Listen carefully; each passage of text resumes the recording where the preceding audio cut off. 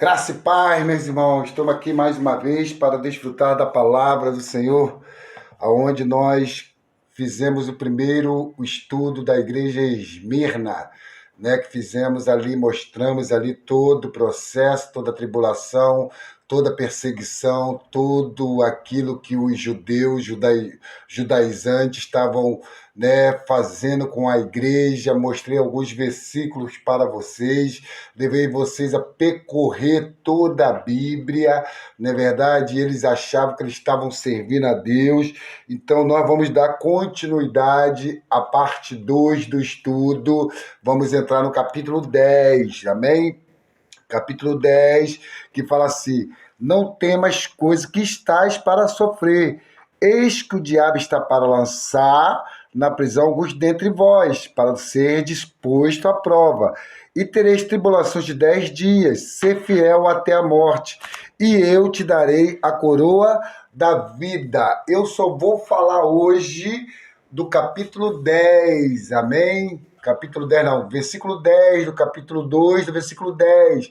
Vamos somente entrar nesse versículo 10, amém? Aparentemente, os que estavam nas sinagogas adoravam a Deus, eles criam nisso, eles entendiam que estavam fazendo um serviço para Deus, adorando a Deus, mas na verdade opunham-se a Deus, eles eram ao contrário a Deus, não é verdade? Eles perseguiam e matavam os verdadeiros adoradores de Deus. Contudo, consideravam que assim oferecia um serviço a Deus. Como está lá em João 16, vamos ver? João 16, 2. João 16, 2. Deixa eu pegar aqui para vocês, só um momento, tá? João 16, 2. 16, 2 diz assim, ó. Eles eram muito, mas, meu Deus, falando na linguagem de hoje, eles tinham parafuso a menos. Eles vos expuseram. Eles vos expulsaram das sinagogas, mas vem a hora em que todos que vos matar, julgará, está prestando serviço a Deus. Eles julgavam, está prestando um serviço a Deus, não é verdade? Eles vos expulsarão, vos tirarão, na verdade, do seu lugar, da sua cidade, do seu bairro, do seu estado, do seu país, na verdade, para que não, na verdade, expulsarão das sinagogas, do seu local, amém? Onde você se congrega. Mas vem a hora, olha só, vem a hora, o Senhor está dando um alerta aqui, que vem a hora, vai chegar a hora em que todo o que vos matar, o que vos matar, julgará e está prestando serviço a Deus. Eles julgavam estar prestando um serviço a Deus. Os caras eram, sei lá, maluco, não entendiam o que estavam fazendo. Eles achavam que estavam fazendo um serviço para Deus, mas não estavam. Eles estavam simplesmente fazendo serviço ao contrário. Eles estavam fazendo um serviço que não trazia nenhum benefício para a igreja, para Deus. Eles estavam fazendo um serviço que trazia somente prejuízo para a igreja, trazendo o quê? Dano para a igreja, trazendo o quê? Levando as pessoas a ter que sair do seu local, levando as pessoas a ter que sair dos seus lugares, porque elas estavam sendo perseguidas e até mesmo mortas por causa deles. E eles achavam que estavam fazendo o quê? Um serviço para Deus. Desde então, ao longo dos séculos, os religiosos têm seguido os seus passos, perseguindo os que genuinamente buscam e adoram a Deus em espírito e em verdade. Eles perseguem, eles matam. Tu fala assim, mas não acontece isso no Brasil. Não, no Brasil não, vai lá na África. vai em outros países. Vai conversar com alguns missionários que estão em outros lugares. Eles vão falar que sim, que eles matam até hoje, perseguem sim os que adoram e servem ao Senhor. Enquanto ainda consideram que defendem os interesses de Deus. Eles achavam que eles defendiam os interesses de Deus. Os judaizantes, eles estavam totalmente fora de si. Eles formaram uma organização. Uma organização de quem? De quem? De Satanás, querido. Uma organização de Satanás. Sua ferramenta para danificar o projeto de Deus, mas nada pode danificar os planos de Deus, os projetos de Deus, nada pode conter, nada pode barrar aquilo que Deus planejou, nada pode barrar aquilo que Deus determinou, o que Deus determinou, o que Deus planejou, não pode ser mudado, meu irmão. Eles pensavam que estavam servindo a Deus. Eles pensavam que perseguindo os irmãos, eles iam fazer com que diminuísse a fé, o número de pessoas, mas não foi assim que aconteceu, foi só aumentando. Não é assim que a palavra diz? Eles faziam isso desta maneira. Aí fala, o diabo está para lançar na prisão algum dentre vós, para ser posto à prova, e tereis tribulações de 10 dias. Ser fiel até a morte, e eu darei a coroa da vida. Aqui diz aqui o seguinte, Satanás é uma palavra hebraica que quer dizer adversário. Satanás é o adversário de Deus, ele é o inimigo de Deus, ele é contra Deus. Deus tem um plano, ele tem outro plano. Deus quer o quê? Edificar Nova Jerusalém, ele quer edificar o quê? A grande Babilônia. Deus quer construir o quê? A igreja, ele quer construir algo diferente, ele tem outros planos, ele vem a contramão. Deus tem um plano, ele tem outro. Deus quer edificar, ele quer destruir. O diabo veio para matar, roubar e destruir, mas eu vim para dar vida e vida em abundância. Não é verdade? Então, o diabo aqui quer dizer o quê? Adversário. Adversário. A palavra grega quer dizer... A palavra grega para acusador, caluniador, capítulo 12, vamos ver, capítulo 12, versículo 9 e 10. Ele também é, além de ser adversário de Deus, inimigo de Deus, inimigo dos crentes, não é verdade? Ele está do lado contrário, ele ainda é o quê? Acusador e caluniador. O diabo, que é Satanás, o adversário de Deus, nos acusa diante de Deus e nos calunia diante dos homens. Vamos ver o que diz capítulo 12, versículo 9 e 10 de Apocalipse. 12 e 10 de Apocalipse. E foi expulso o grande dragão, a antiga serpente, que se chama Diabo, Satanás, aquele que engana toda a terra habitada, foi lançado à terra, e os seus anjos foram lançados com ele. Então ouvi uma grande voz no céu dizendo: agora veio a salvação, o poder, o reino do nosso Deus e a autoridade do seu Cristo, pois foi expulso o acusador dos nossos irmãos, o que os acusa dia e noite diante do nosso Deus. Ele o tempo todo está nos acusando, ele o tempo todo está tentando nos caluniar, ele tenta nos caluniar diante de Deus, ele tenta nos defamar diante de Deus, ele tenta nos fazer, na verdade, mostrar nossas fraquezas diante de Deus, diante dos homens, mas Deus é o nosso advogado. A palavra diz que Jesus é o nosso advogado, ele está sempre nos defendendo. E aqui ele é mostrado no versículo 9 como que? Como uma grande serpente. Essa serpente é lá de Gênesis, querido. Como que uma serpente se torna um grande dragão? De tanto comer o pecado que o homem lhe ofereceu.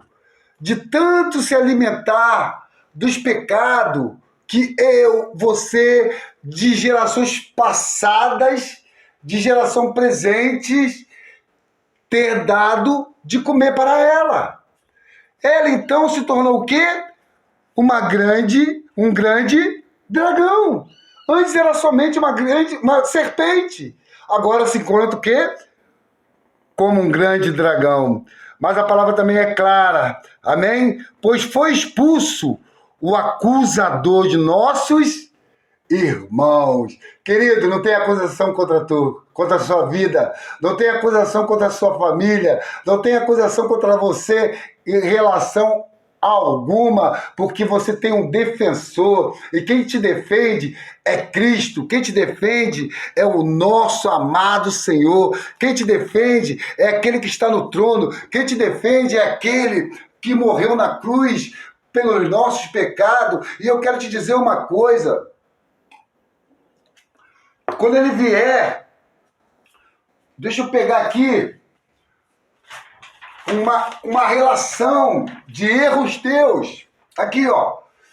Você pecou nisso.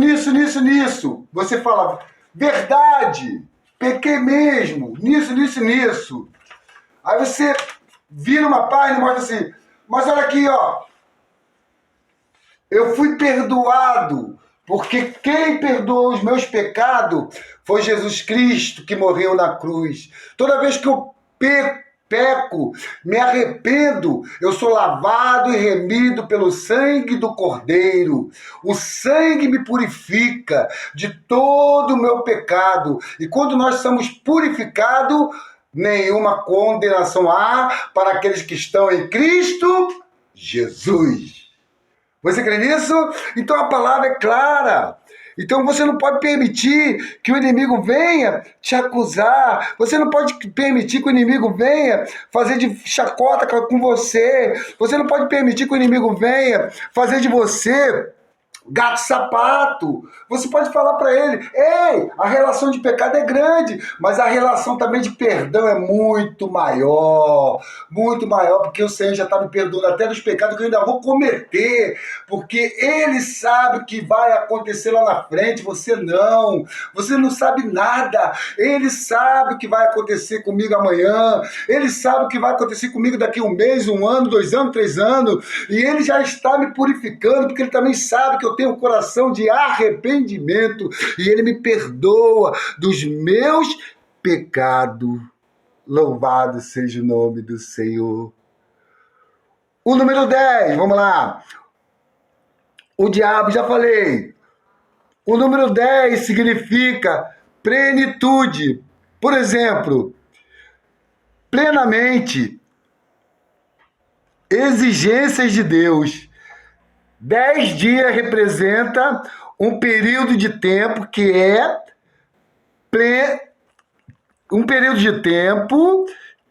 pleno, contudo breve. Vamos ver Gênesis, capítulo de número 24. Vamos ver o que fala aqui.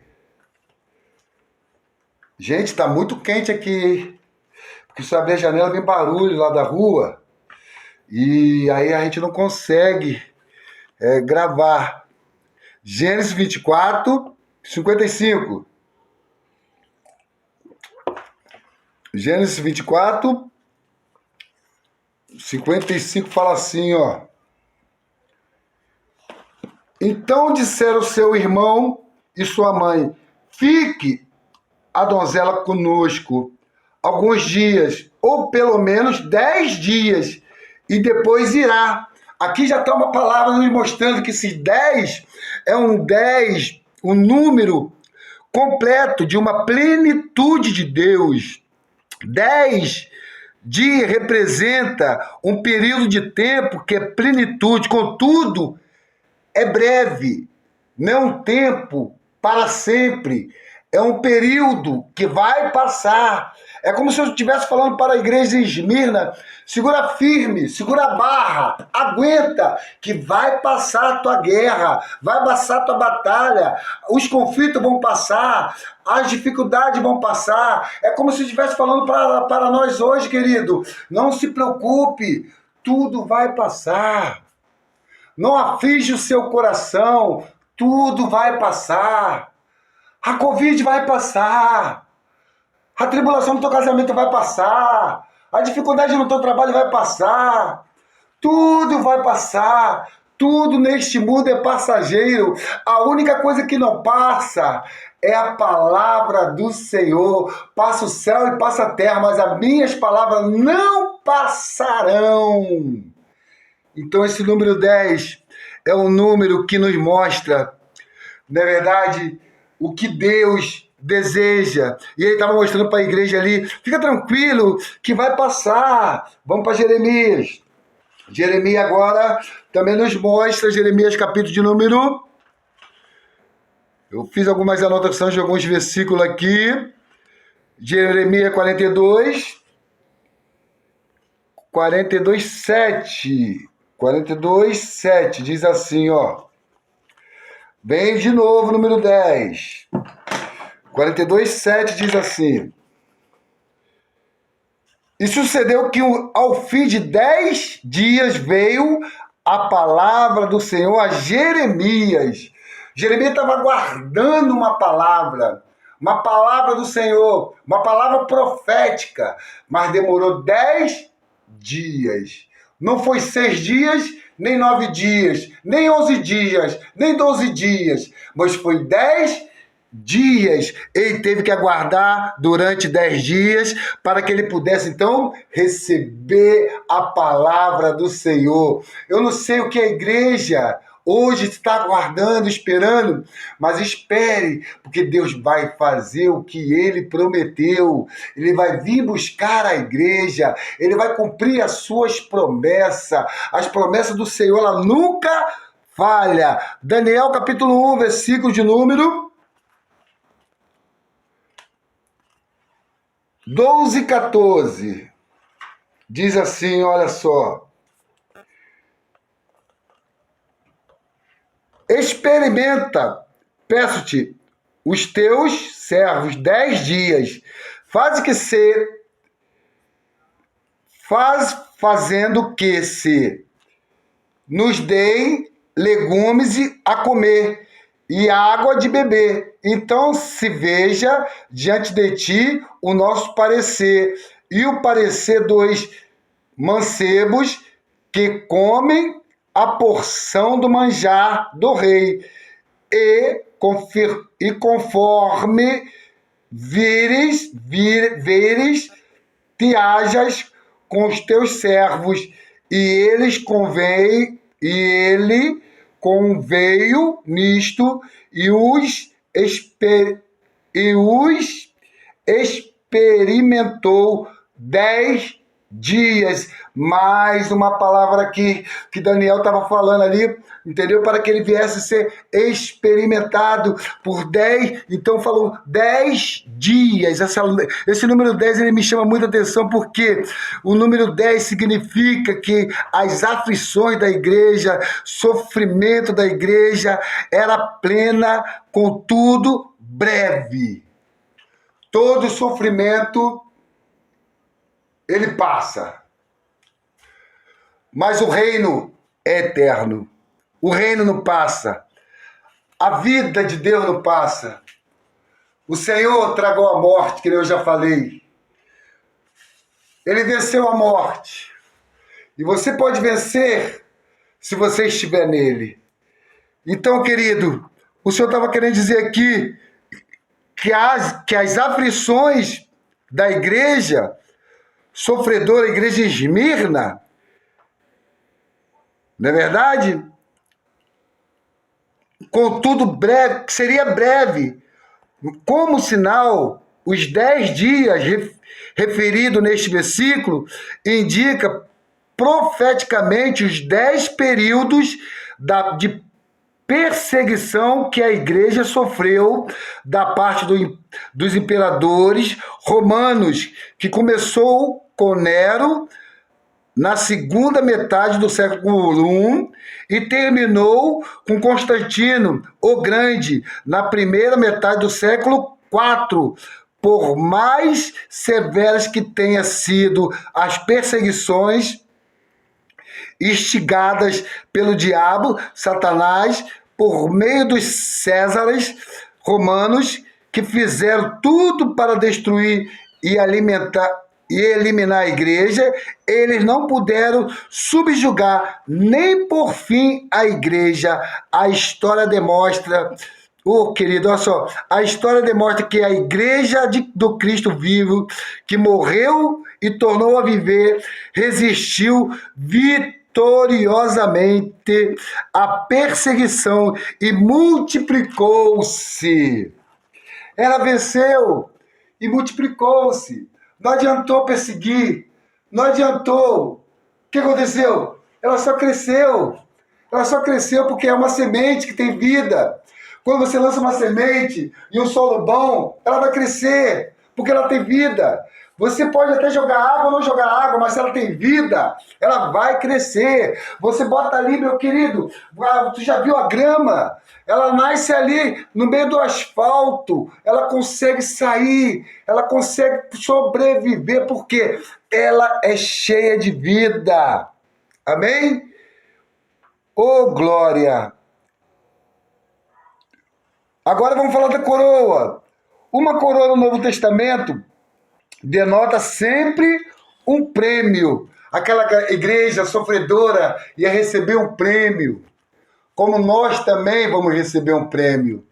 Como Paulo falou, combati o bom combate, completei a minha carreira, a minha coroa já está pronta, preparada, me aguardando. A sua coroa, a minha coroa, a nossa coroa também já está nos aguardando. E aqui fala, uma coroa no Novo Testamento denota sempre um prêmio, além da salvação. A coroa da vida, que será um prêmio para os que são fiéis até a morte, em vencer a perseguição, denota a força vencedora, que é o poder da vida de ressurreição. Também indica que os vencedores já atingiram a ressurreição extraordinária dos mortos. Vamos ver Filipenses 3:10 e 3:11? Vamos? Eu gosto de ler a Bíblia, Mas, gente, como que tá calor aqui, irmãos? Senhor, comprar um ventilador para cá. 3:10 e 3:11. 3:10.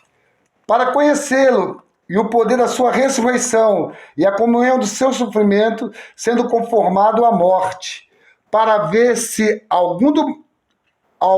de algum modo alcanço a ressurreição extraordinária dentre os mortos.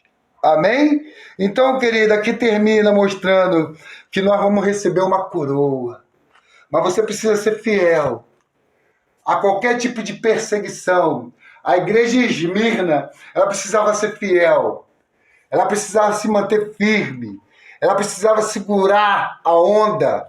Ela precisava ficar ali, na verdade, firme contra o ataque, na verdade, do inimigo, através dos judaizantes, através do judaísmo, através daqueles que estavam perseguindo, defamando, tentando destruí-los. Ela deveria ficar firme, perseverar na fé, Perseverar é avançar, avançar para Cristo, crendo no Cristo que é o primeiro e último, crendo no Cristo que é sempre eterno, crendo no Cristo que morreu, mas ao terceiro dia ressuscitou, crendo que Ele está no controle de tudo. Se a igreja em Esmirna ficasse, na verdade, ali, desfrutando de Cristo, ela passaria por toda tribulação durante os 10 dias, na verdade, passaria por ali pelaquela situação toda, mas ela conseguiria vencer. E no final de tudo ela receberia o quê? Um prêmio. Qual seria o prêmio? A coroa. Amanhã no próximo vídeo eu vou falar da coroa para vocês. Amanhã, no próximo vídeo, nós entraremos no versículo 11. Amém? No versículo 11, né? Mais um pouco a respeito da igreja Esmirna. Querido, não importa que você venha passar, não importa se Satanás está te acusando, não importa se ele está tentando te destruir, não importa o que ele vem está tentando fazer contigo. Querido, nós somos seres humanos, nós erramos, nós falhamos, nós pecamos, mas a questão toda é continuar no erro é uma coisa, se arrepender é outra. Se você se arrependeu, você avança.